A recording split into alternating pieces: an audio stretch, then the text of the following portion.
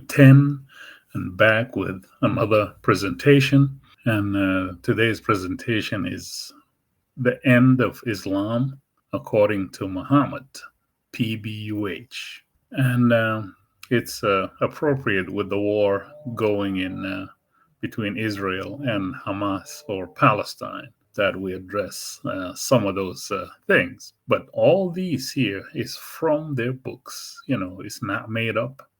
So Muhammad himself said that Islam is going to end a certain way. So we're going to look at 8 things that he said that points to the end of Islam. So before we head there, and I think it's appropriate to read Surah An-Najm, verse 3, ayah 3.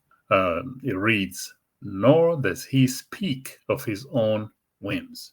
Basically saying that Muhammad, he cannot just speak, but inspiration.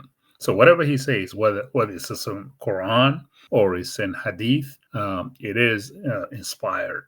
So him saying Islam is going to end a certain way, that's supposedly inspiration.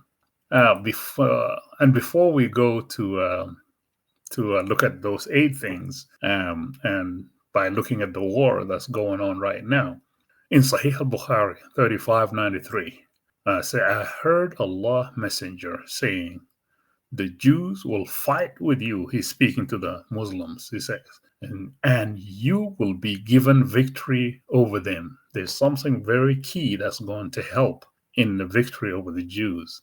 And it says, so that a stone will say, O Muslim, there is a Jew behind me, kill him. So these are Muslim stones, and they are siding with Hamas. But for some reason, I don't see anything of that nature now. Matter of fact, I see the Israeli army. They can see underground. They can see the tunnels where the cowards are hiding. There's no rocks that are helping any Abduls. So I don't know about that. In Sahih Muslim 2922, there's an exception that is made. So Abu Huraira reported Allah Messenger as saying, the last hour. So these things are not going to happen, until the last hour, or we call it a sa in Arabic. The last hour will not come unless the Muslims will fight against the Jews, and the Muslims will kill them until the Jews would hide themselves behind a stone or a tree. And a stone or a tree would say, Muslim or a servant of Allah, there is a Jew behind me. Come and kill him. And here comes the exception. You see, this tree here is called the gharqad tree. The gharqad tree would not say what the other trees and the rocks are saying. For it is, listen to this, it's a Jewish tree. And now you see in a lot of places, Abduls are saying Jewish are planting these trees so that eventually they'll hide behind them. My friend, if you're fighting that kind of war with swords and trees that hide people and stones, you already lost. So let's look at these 8 sayings that Muhammad said, Islam is going to end. And the first one, Islam will crawl into a hole. And this hole here in a tree looks very familiar to something else that's in Mecca. But that's beside the point. In Sahih Muslim 146, it is narrated on authority of Ibn Umar, Abdullah ibn Umar, that the Messenger of Allah observed, verily Islam started as something strange, and it would again revert to its old position of being strange, just as it started, and it would recede between the 2 mosques as the serpent crawls back into his hole. It's very interesting that he uses the serpent as a symbol for Islam. If you only knew what the serpent stands for. But basically saying um, Islam is just going to recoil. And I wonder what's all this pessimism for. Let's keep moving and see. Sunan ibn Majah speaks about the same thing, 3986. They say it was narrated from Abu Hurairah that the Messenger of Allah said, Islam began as something strange and will go back to being strange. So glad tidings to the strangers. And I looked at some tafsirs, and everyone differs from the other. But basically saying, in the beginning of Islam, there was few that were, chosen or going to make it. And at the end also will be even fewer. So, those, so this is like good news to those few that remain. Number two, Islam will be erased. I am not saying that. I'm just reading Islamic sources. And for this here, we go to Sunan ibn Majah 4049, and it reads, it was narrated from Hudayfa ibn Yaman that the Messenger of Allah said, Islam will wear out as embroidery on a garment wears out, until no one will know. This is very interesting. It's like a shirt. You have a printing on the shirt that you wash it, and no trace of that writing is on the shirt anymore. But this is the strange part. It says, until no one will know what fasting, prayer, pilgrimage, rites, and charity are. The book of Allah, the Quran, will be taken away at night, and not one verse of it will be left on earth. And there will be some people left, old men and old women, who will say, we saw our fathers saying these words, La ilaha illallah. So we say them too. That reminds me of a lot of Western Muslims who have no idea what Arabic is, what Islam is, but they just heard somebody give them just an introduction, a sweet introduction to Islam that does not exist, and they call themselves reverts. Okay, so he said, we saw our father say La ilaha illallah, and we said, La ilaha illallah too. Silla said to him, what good will saying La ilaha illallah do to them? They don't know what fasting is, they don't know what prayer is, they don't know what nothing is. I said, when they don't know what fasting, prayer, pilgrimage, rites, and charity are. Hudayfa turned away from him. Hudayfa did not want to answer. He repeated the question 3 times, and Hudayfa turned away from him each time. Then he turned to him on the third time, and said, O Silla, it will save them from hell 3 times. So just you say La ilaha illallah 3 times, and voila. If you're in hell, you come out of hell, you go to paradise. Number 3, Islam will be limited to Mecca and Medina only. In Sahih Muslim 146, say Islam will recede between the 2 mosques, just as the serpent crawls back into his hole. So Islam existence is just going to be between Mecca and Medina. That's it. I'm not saying that. I'm just reading what Muhammad said. So let's read some explanation here from a book called Ad-Durar As-Saniyah. And I'm going to read in Arabic, and I will translate it, because the translations usually are just not honest. ثم أخبر النبي أن دين الإسلام يأرز أي ينضم ويجتمع ويرجع بين المسجد الحرام والمسجد النبوي في مكة والمدينة. What is he saying? He says Islam is just going to, shrivel, is going to be collected and gathered just between the 2 mosques in Mecca and Medina, and that's it. And they are the, where Islam started, And exactly like how the serpent goes back to a hole when she is scared. He said that's exactly how Islam will be, just like when it started. And then it go through blood, good tidings to the strangers and all. But at the end it say وفي الحديث فضلوا مسجدي مكة والمدينة وإن الدين ينضم ويجتمع بينهما ويعود إليهما. And he's giving the reason here. He said وهو إشارة إلى أن المؤمنين يفرون إليهما وقاية من الفتن وخوفا على الدين. So what happened here is the Muslims that are remain will run to Mecca, and they're just going to be between Mecca and Medina. Why? They are afraid for Islam because people are, there's no Quran. The Quran is lifted, and they to protect their belief, they're running to where Islam started. Number 4, Alif Lam Mim will be worshipped again. Al-Lat, Al-Uzza, and Manat. Yeah, some people think, those letters stand for, Lat, Al-Lat, Al-Uzza, and Manat. And those are the, we know, or if you don't know, Al-Lat, Al-Uzza, and Manat are the daughters of Allah.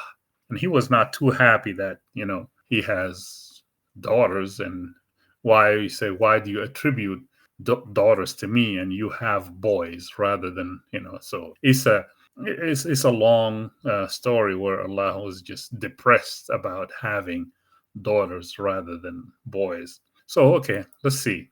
In Sahih Muslim 2907, Aisha, the child bride of Muhammad, reported, I heard Allah Messenger as saying, the system of night and day would not end until the people have taken to the worship of Allah and Uzza.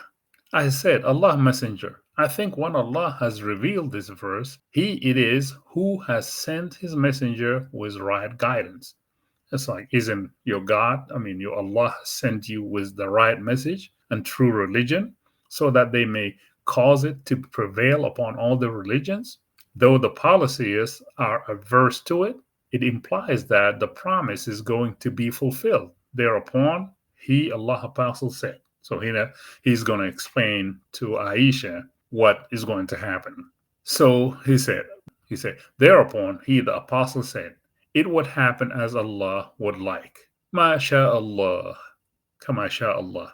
Then Allah would send a sweet, fragrant air by which everyone who has even a mustard grain of faith in Him would die.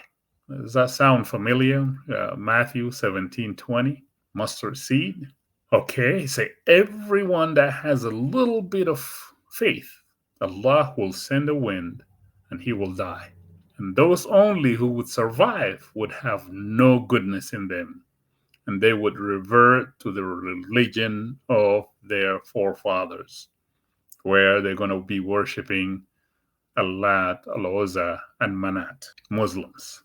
But there's no difference anyway between, Hubal and Allat, Uzza, Manat, and the Kaaba. That's the same thing. Just call it different, something else, and just the same rituals. Number 5, Zil Kholasa and the Rump Shakers. I did not make that up. I coined the phrase of something that I'm going to read in a minute.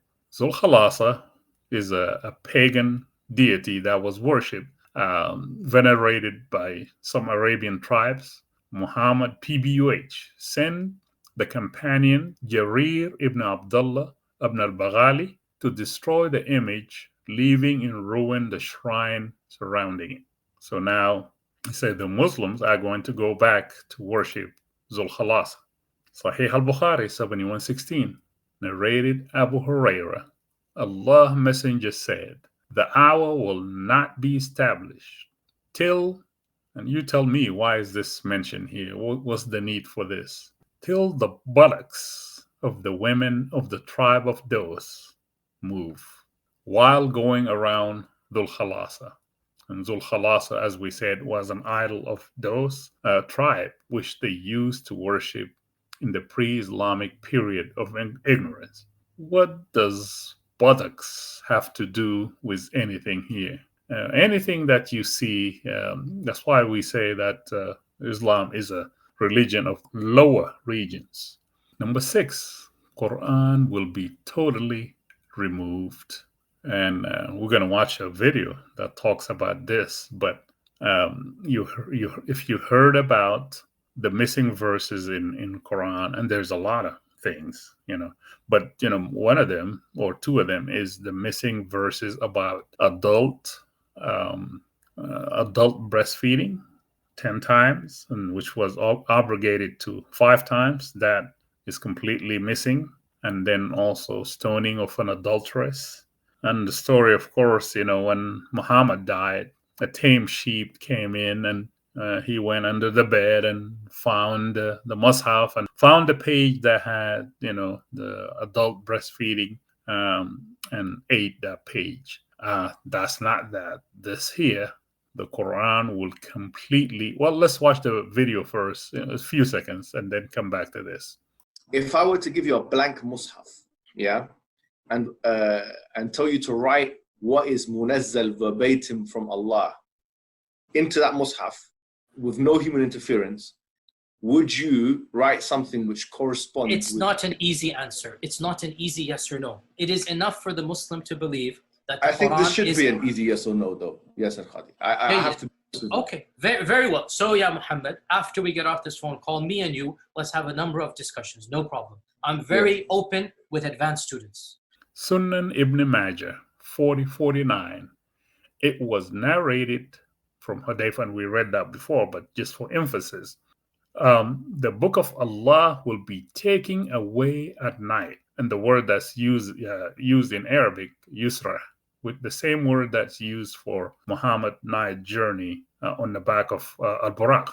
He said it will be taken at night, and not one verse of it will be left on earth. So Yasir Qadi trying to say that, it's one mus-haf, and we will, it's all the word of Allah. Allah is taking all that back to him. And there will be some people left, old men and old women, who will say, we saw our fathers saying these words, and then again, La ilaha illallah, so we say them too. So the Quran will be gone, my friend. Quran will be gone. The Kaaba will be destroyed, will be demolished. And again, I'm reminding you, these are not my words. These are the words of Muhammad. And Muhammad, according to Surah An-Najm, he does not speak of him, Allah speaks through him or inspires him. Again, then this is found in Bukhari, but it's not in Durar al-Saniyah. And I will put all the, whoever is asking me, I will put all the sources in the description so that you can go back to them. Expanded in the Durar al-Saniyah, but Bukhari 1591, يخرب الكعبة ذو السويقتين من الحبشة. This guy from Ethiopia is going to destroy the Kaaba. And now explaining, he said, that سويقتين من الحبشة هو الذي سيخرب الكعبة عند قرب الساعة, before the end of time. Because people say, this happened already. No, Muhammad is saying is when the end of time. Well, Habasha, look at the pure racism here. Well, Habasha نوع من السودان. Okay, of course, the countries of Ethiopia and Sudan. Black people there in Africa. He's talking about this guy, Suwaiqatan, Tethniyat Suwaiqa. That means a pair of legs. And it's to minimize that to humiliate the person. And his legs are weak. Sakan da'ifatan. It's like very weak legs. And they just want to humiliate him. He's weak, sickly. There's no, he doesn't have any respect for. It's as if to say that this big Kaaba and respected place, somebody who is just like worthless man, African man, comes. He said, Damim al-Khalqa, ugly. قد روى البخاري عن عبد الله ibn Abbas رضي الله عنهما. Ibn Abbas, you know who that is? He said, إن النبي قال, and this is, look at this. This is supposedly a prophet. He said, كأني به أسود أفحج يقلعها حجرا حجرا. He says, and as if I'm looking at him, he is so black, and he's picking at the Kaaba stone by stone. In another one is saying, asla, that means he doesn't have hair. And then another word, aflaj, where you say his legs are bowed and weak and skinny. Racism at its best here. Number 8, and this is I don't know if it's funny or it's strange. Say Muslims will follow Jews and Christians, and this is from the mouth of the Prophet. Sahih al-Bukhari 73:20. The Prophet said, "You will follow the ways of those nations who were before you, span by span, cubit by cubit, inch by inch, so much that even if they entered a hole of a lizard, you would follow them." And the people around him said, "We said, O Allah Messenger, do you mean the Jews and the Christians?" And that took me back to Surah Al-Fatiha. God is mad at one group and he cursed the other group, those who are lost. So he said, who else? So he's saying Muslims are going to follow Jews and Christians. And here you have it, my friend. Not my words, but the Prophet's words. But it's very appropriate here to say Islam is finished. You are finished. You are finished. Intahate. But there's somebody who can say it even better. You're finished. You're finished. You're finished. You're finished. Wallahi, you're finished. Wallahi, you're finished.